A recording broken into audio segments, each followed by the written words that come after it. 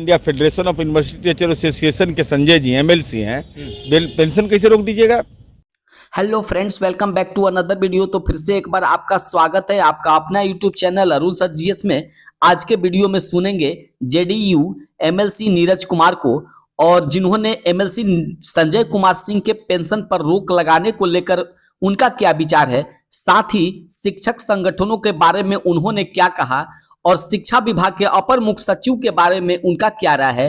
तो सबसे पहले आइए सुनते हैं नीरज कुमार को, जो जनता दल यूनाइटेड के एमएलसी हैं। ड्यूटी पर लगाना ये विभाग की जिम्मेवारी है, लेकिन अपनी राय व्यक्त करने का लोकतंत्र में सबको अधिकार प्राप्त। के पाठक जी की कार्यशैली में कुछ एक अपवाद की घटना से हमारी वैचारिक असहमति हो सकती है, लेकिन विद्यालय के प्रबंधन में सुधार हुआ है पूरे बिहार में, इससे कोई इनकार। शिक्षकों को अपने कर्तव्य का एहसास कराना, और कर्तव्य परायण शिक्षक हैं, इससे कोई इनकार नहीं कर सकता है।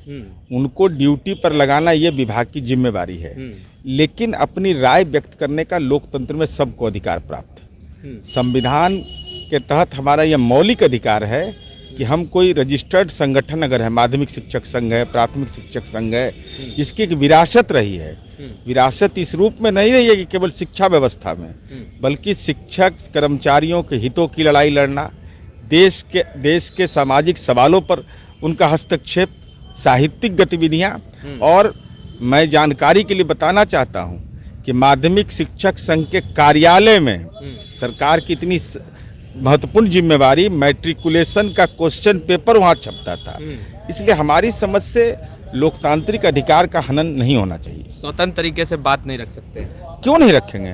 हर को व्यक्ति को रखने का अधिकार है। तो कार्रवाई हो रही है? नहीं, वो अलग विषय है। कार्रवाई हो रही है तो मैं वैसे कार्रवाई से सहमत नहीं होता हूँ जहाँ लोकतांत्रिक अधिकार का हनन हो।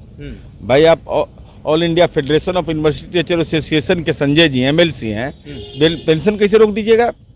ये आपको किसने अधिकार दे दिया है?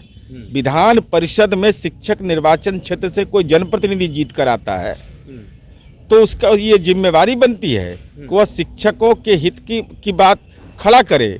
उससे सरकार सहमत हो या नहीं सहमत हो, ये अलग विषय है, लेकिन इसके आधार पर मेरा वेतन रोक दीजिएगा, मेरा पेंशन रोक दीजिएगा, ये कहीं से न्याय संगत नहीं है।